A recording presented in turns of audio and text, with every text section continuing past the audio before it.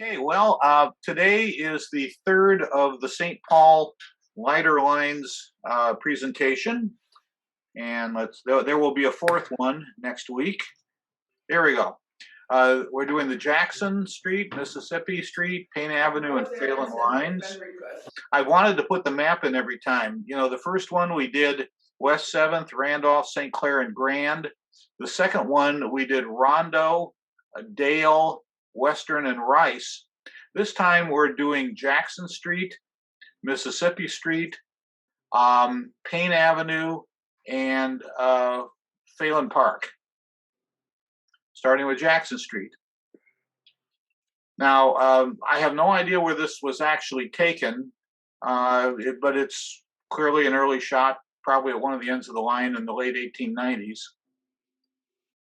Now, this not very good photo is the hill up from University Avenue.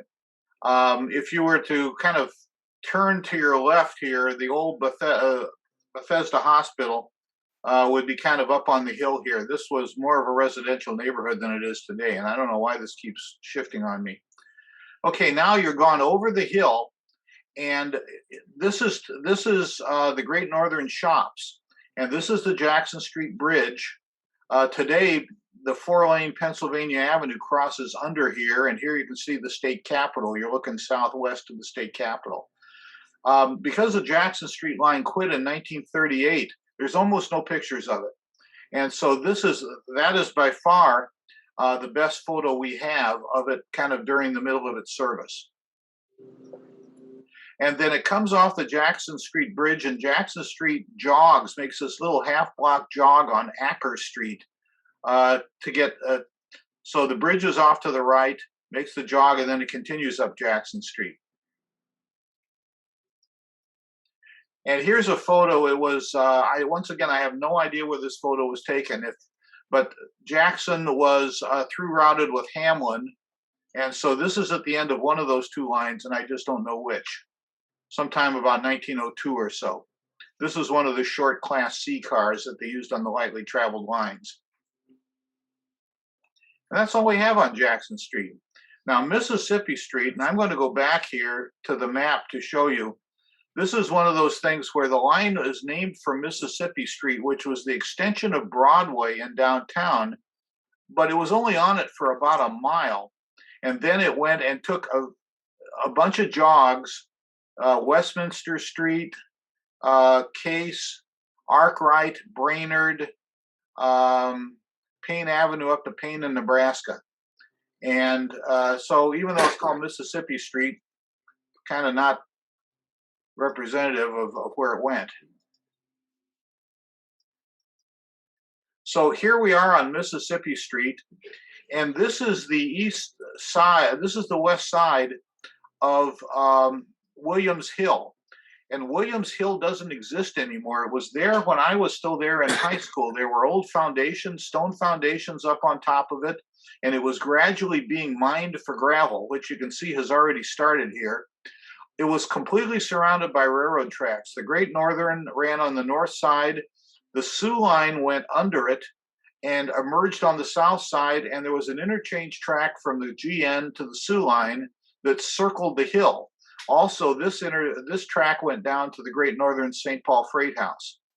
And so University Avenue would have been kind of behind the camera, and there's a little short stretch of Mississippi Street right next to I-35E where the tracks periodically still pop through the pavement. So it's hard to visualize. And then this is Mississippi Street just next to Cayuga Street.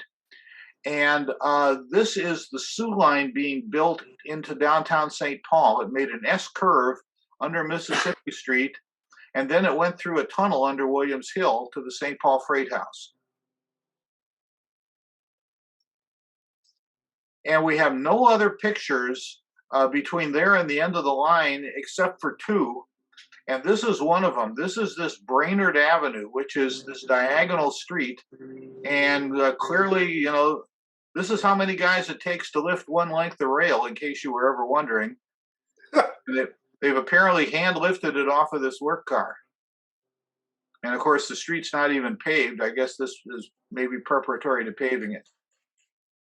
Because you can see it is girder rail. It's upside down, but it's girder rail, whereas before the old rail was T-rail.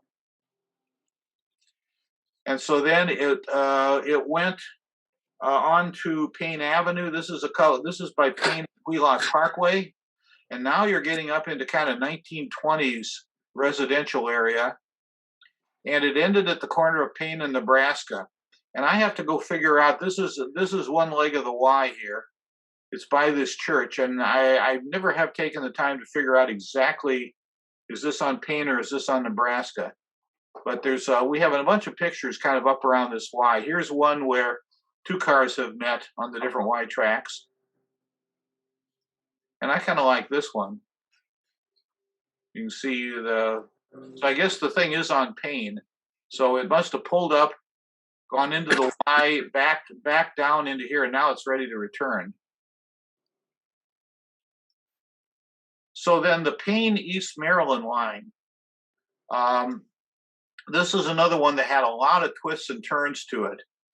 It went out East 7th to Lafayette, followed Lafayette to what they called Railroad Island. And Railroad Island was literally that.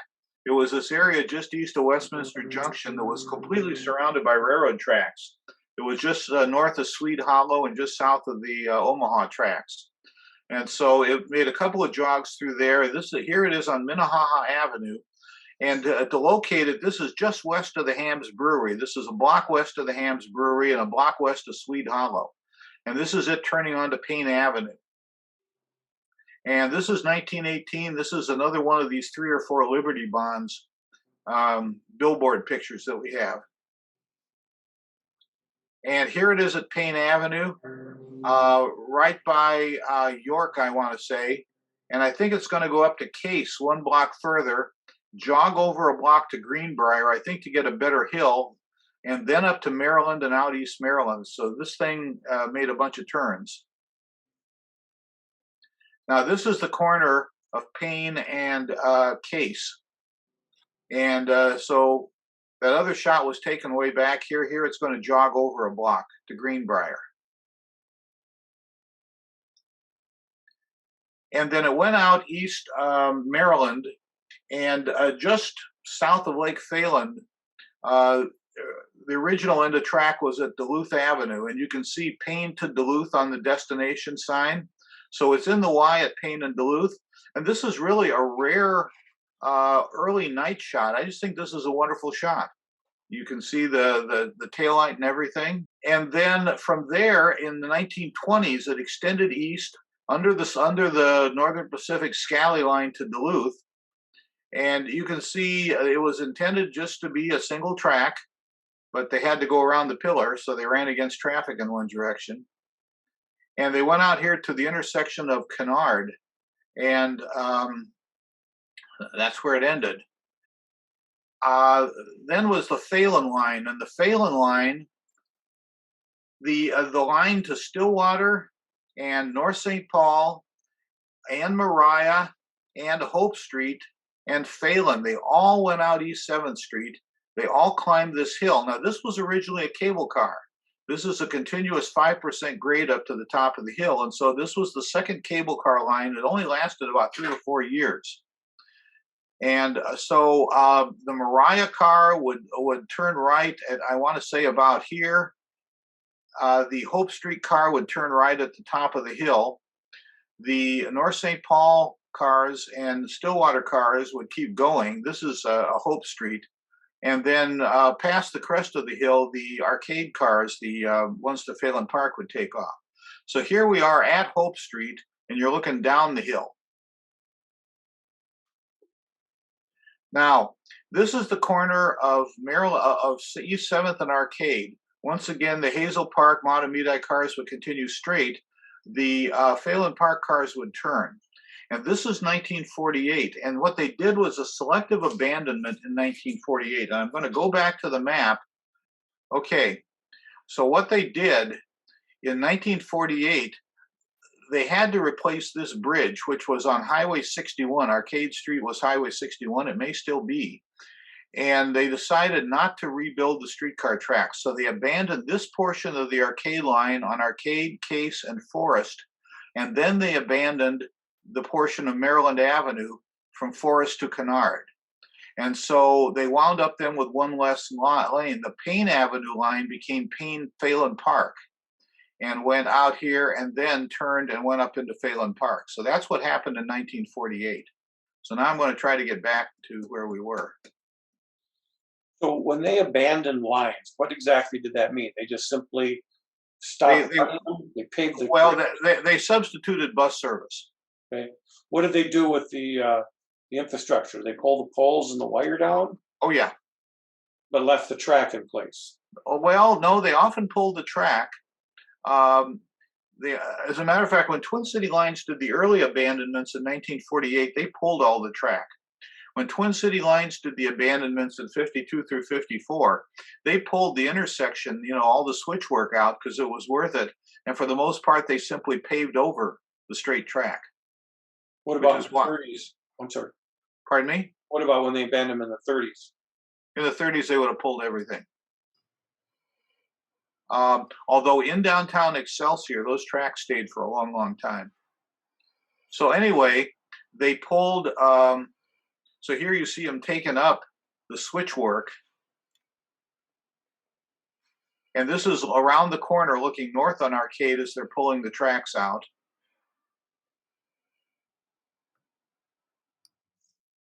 And now we're north. Arcade dropped down, crossed the railroad tracks, and climbed a hill. So we are at basically Sims Avenue right now. And this is Highway 61. I'm sorry, we're at York Avenue. I can see the sign. And now this is turning, looking in the other direction, up towards Case Avenue. And okay, that was from York. This is the corner of Case. So here it is turning off of Arcade onto Case to jog east a quarter of a mile to Forest. The Arcade Theater. We don't have any, here's the view from the other direction. It's coming up Arcade. This is the corner of Case. And so it's turning into Case. We don't have any pictures on Forest, except Forest ended at Wheelock Parkway, and from there, the streetcars went straight into the private right-of-way in the park. And so this is at the corner of Forest and Wheelock, looking north into the park. And here you can see Forest Street down here. That's where the previous picture was taken. You can see the pavement ending. And so the streetcars went up into the park and made kind of a jog. They're going past the west side of the golf course. Here's that same curve viewed from a little south of it. And this is the very same curve again. You can kind of see color photo coming out. And then they ended at a double track loop. Apparently, in later years, I'm sure they never used the inner track. But clearly, if they needed to go and have like a whole bunch of charters to Phalen Park, they could have room to store the cars. And they ended at this rather nice brick shelter. Here's another view. Is that shelter still there? No, it's gone. And this is earlier when there was a simple wood shelter that was replaced by the brick shelter. You can see the sign says Phalen Park. And then they followed around the loop. Here it appears we're still in the double track portion of the loop. And then when you got a little further, it turned back into single track. And here's the switch. This is the end. A streetcar is leaving the double track portion, entering the single track. If you look way over on the right, you can see the very corner of the shelter here. So they've looped around and they're coming back out. And you can see, of course, it was Dale Phalen. They threw routed this with the Dale Street line. And that car also, pardon me? I was just going to say that car had a sign that said Wheelock on the front. Oh, the reason is that on Dale, the end of the western end of the line was also at Wheelock Parkway. It was where Wheelock Parkway met the east side of Lake Calhoun. I mean, Lake Como. Okay. And that was to distinguish it from a car that ended a half a mile earlier at Dale in Maryland. Ah. And if you look in here, we got a motorette at the controls. I hadn't noticed that.